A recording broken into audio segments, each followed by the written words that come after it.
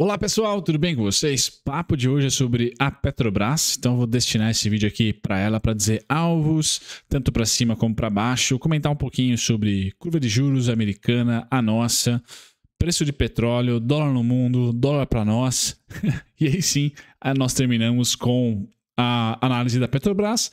Sobre a Vale, postei recentemente, eu sei que quem investe em uma talvez invista em outra, né? As duas grandes blue chips da bolsa. Deixo no card aqui para vocês, tá? Então passo pro disclaimer. Do disclaimer, pessoal, eu já vou direto para gráfico. Vamos lá, falar sobre este gráfico aí que vocês estão olhando, tá? Que é o juros para 2027, tanto nosso aqui como o gringo, tá? E vejam que a curva de juros americana, que é essa daqui, tá ainda muito empinada.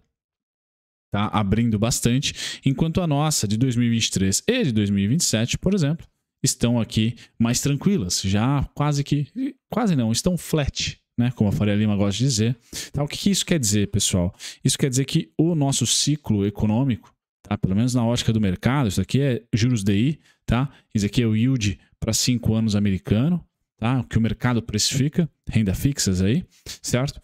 Quer dizer que nós estamos muito mais avançados e que o nosso Banco Central já está na curva, praticamente, né? Falta pouquinho para ele chegar nas expectativas do mercado.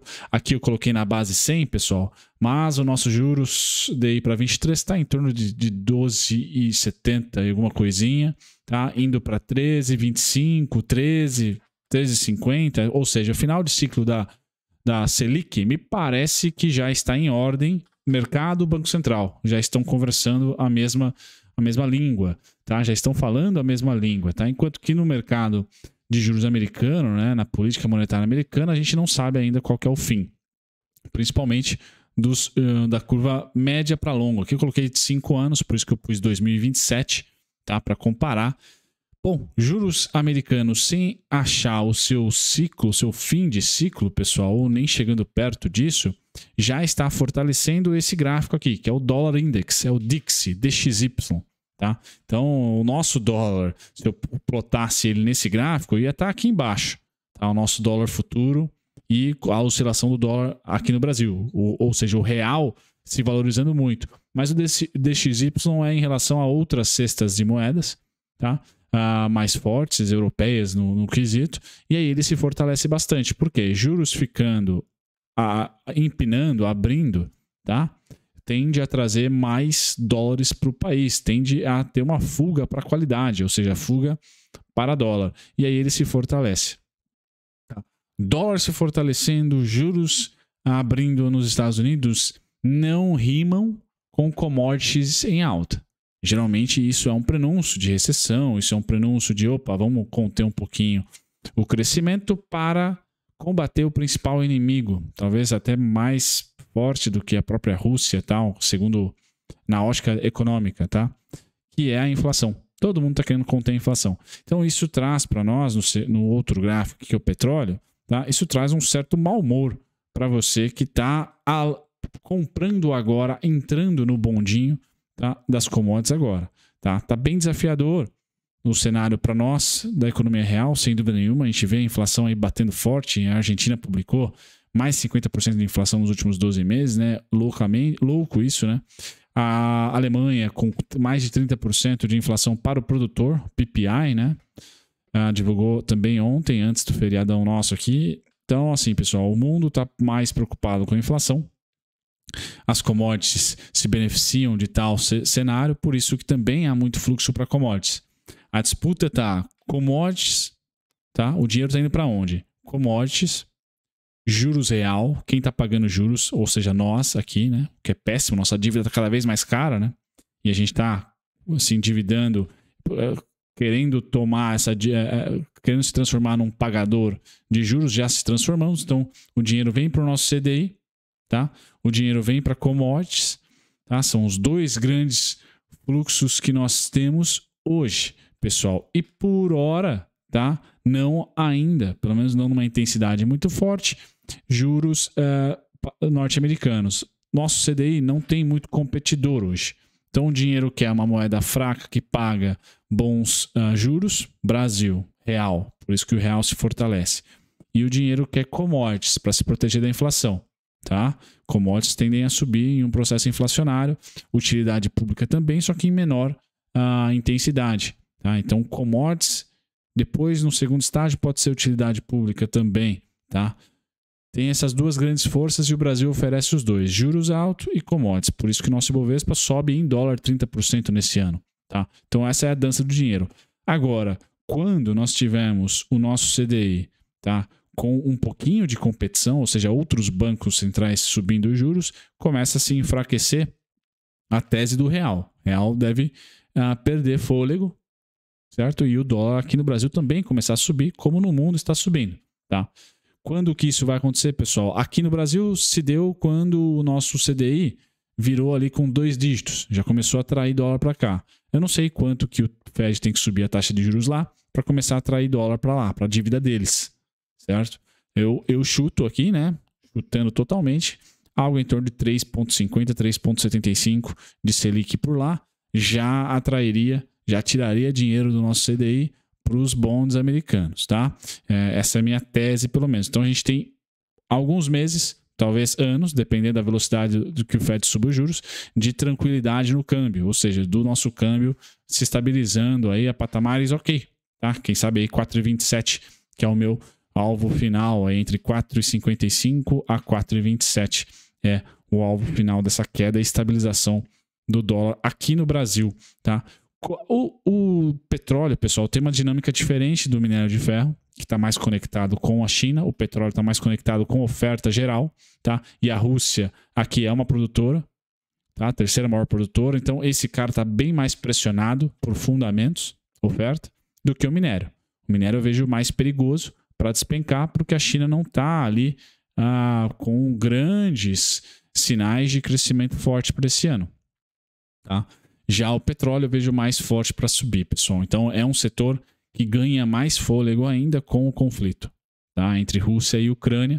Já estava pressionado, ganha mais pressão ainda. Tá? O que pode mudar o jogo? É a gente ter aí 2 grandes players entrando no mercado internacional, Irã e Venezuela. Não estão entrando, pessoal, certo? O mundo está ficando um pouco desglobalizado.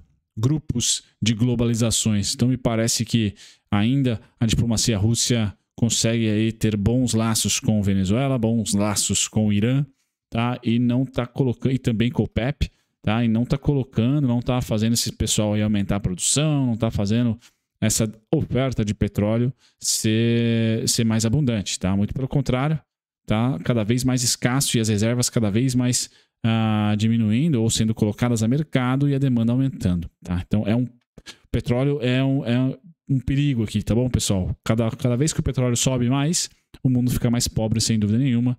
Todo mundo quer ESG, todo mundo quer se livrar de energia fóssil, só precisa que os governos não ataquem a oferta, né? E sim ataquem a demanda, tá? O quê? Como que se faz isso? Investindo, tá? Cada vez mais e de maneira mais pesada, tá? Em energias renováveis. Atacar só o investimento em energias fósseis, você acaba comprimindo muito a oferta e a melhoria, né, ou a melhora de produtividade, tá? Então, estou dando a minha opinião, é corretíssimo a gente se livrar de energia fóssil, sem dúvida nenhuma, só que a maneira pela qual os estados, os governos, tá? Tanto, pessoal, das duas alas aí ideológicas, o mundo como um todo, tá? Tentou restringir investimentos em energia fóssil, acreditando que na restrição de investimento em energia fóssil, o mercado iria naturalmente começar a investir em energias limpas. De fato, isso aconteceu, só que com uma intensidade muito baixa, tá? Eu acho que os governos não têm que restringir somente os investimentos em fóssil, mas tem que de fato, melhorar os ambientes e mais ainda, tá? Investimento e leis, legislações e medidas para que o nosso mercado consiga demandar somente ou muito mais energia limpa. Tá? Por hora, a gente tem muita cadeia produtiva e muitos produtos bem duráveis, por exemplo, que dependem de energia fóssil. Então, não fez muito sentido, não foi muito eficaz. E a gente, infelizmente, tem a guerra aí para pisar ainda mais no acelerador da dependência. Então, o petróleo, pessoal, é um bichinho diferente do minério. Eu vejo ele muito mais pressionado para cima, tá certo? Todos os dados que eu coloquei para vocês aqui, eles pressionam commodities para baixo, tá?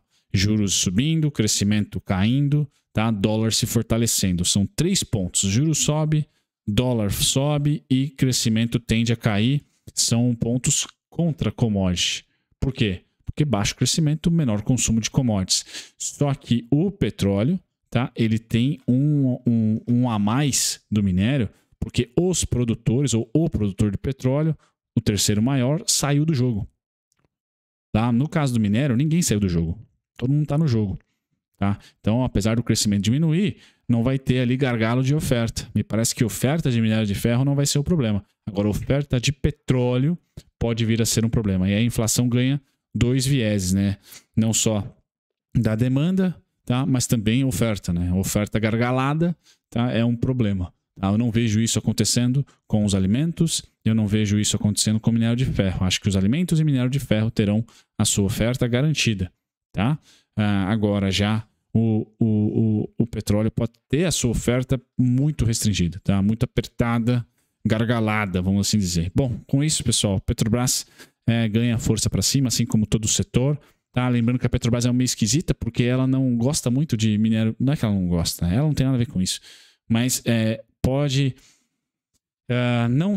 ter pedaladas ou ingerência na Petrobras por ser uma economia mista, caso o petróleo suba para $150, por exemplo. Não necessariamente vai ser bom o Petrobras, tá? Porque pode haver, tá, interferência para conter a inflação. Certo? E não, eu sou a favor de ter interferência no nosso fiscal, tá? Em Brasília, e não na Petrobras. Deixa ela navegar aí do jeito que for a navegação das regras internacionais para a gente se tornar cada vez mais competitivo.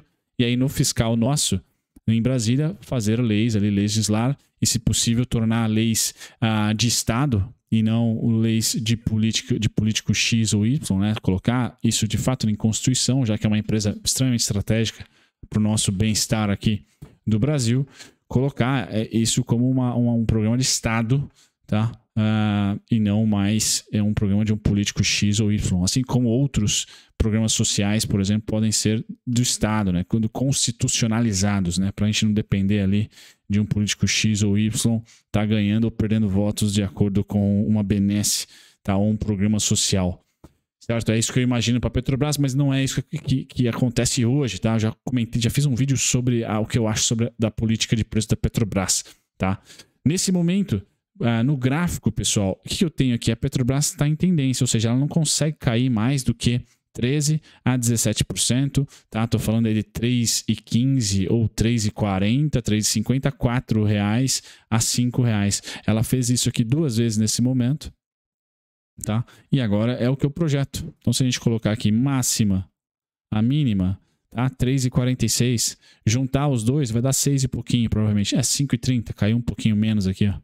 Caiu 4,67, tá? 4,67 aqui, tá? Juntando máxima, mínima, 5,30 aqui na base percentual, pessoal. Estamos falando aí de 13,5% a 17%, tá? Então, tenham isso em mente, que é dentro da tendência de alta, o que ela pode cair, tá? Então, suporte para ela agora está em 27,59, tá? Vocês que são mais agressivos, né? Traders aí, 30 e 60 era resistência. Quando rompeu, virou suporte, tá? Aqui teve mais um rompimento de baixo para cima, resistência, de baixo para cima, resistência, rompeu, suporte. Então, agressivos aí é o 30 e 60. Tá bom? Alvo, pessoal, 36,68, 38,72. Deixa eu só atualizar para ver se é 38,72 mesmo. É isso aí, pessoal. É isso aí. 38,72. Né? 38,72. Petrobras 30,60. É um guardião por hora de suporte. Tá? Rompeu para baixo. Saibam que de baixo para cima. Resistência. Eu estou utilizando aqui o gráfico diário. Certo, pessoal? Quando que a Petrobras azeda, tá? Essa tese minha que a pressão é para cima, tá? Algum fato fiscal, provavelmente, tá? Mas aqui no gráfico, abaixo dos 27,59. Fechou a semana, vamos por semana, tá? Abaixo dos 27,59, tá? Ela rapidinho vai vir aqui, na minha opinião, tá? O único ponto é R$23, R$22,49, R$21,26, tá? Então tem toda essa parte aqui para derreter. Certo, pessoal? É isso. Espero ter ajudado vocês aí na ótica de planejamento, viés para o ano é comprador para commodity, ela pode ser uma commodity que vai se movimentar aquém das outras, porque é um cartel que produz. O terceiro player, ele está fora do jogo, sancionado, tá? Então tem a inflação tem também um viés de oferta. Já acho que o minério, já acho que os alimentos, tá com esse baixo crescimento projetado do mundo e não mais os estímulos fiscais dos governos, muito pelo contrário, né? Subida de juros e políticas que são mais contracionistas. Pessoal, essas commodities, a não ser o petróleo, tá? Os commodities mais famosos, porque eu também não sou um bom entendedor de todas as commodities, tá? Tô falando aí de agrícolas e minério de ferro, pessoal. Essas sim tendem a ter logo já uma estabilização de preços e até queda, tá bom? Porque as cadeias de oferta e demanda devem se entender melhor. Já o petróleo tem esse problema de oferta, tá? Pode ter ali mais um ciclo de alta, certo? Porque eu tenho alvos para o petróleo, pessoal, assustadores, né? O alvo do petróleo é $153,96. Terrível se ele conseguir romper aqui esses 114. Certo? Feito isso, espero ter ajudado vocês. Um grande abraço. Tchau, tchau.